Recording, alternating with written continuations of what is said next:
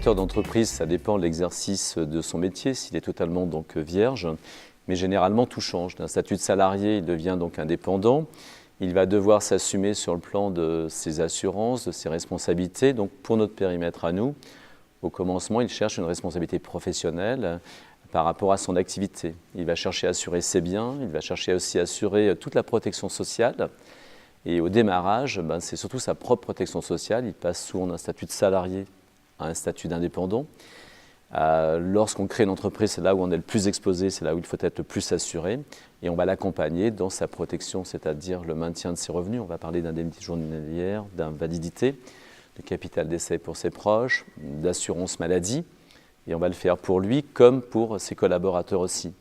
Et puis, il y a d'autres garanties connexes qu'il peut rechercher. C'est les garanties des associés. Lorsqu'il y a plusieurs associés, faire que, en cas de disparition de l'un ou de l'autre, l'autre puisse reprendre donc l'affaire.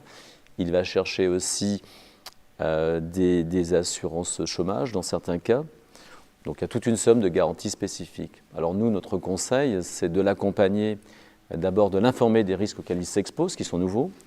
Ensuite, en tant que courtier, on va rechercher donc, sur le marché national les meilleures solutions.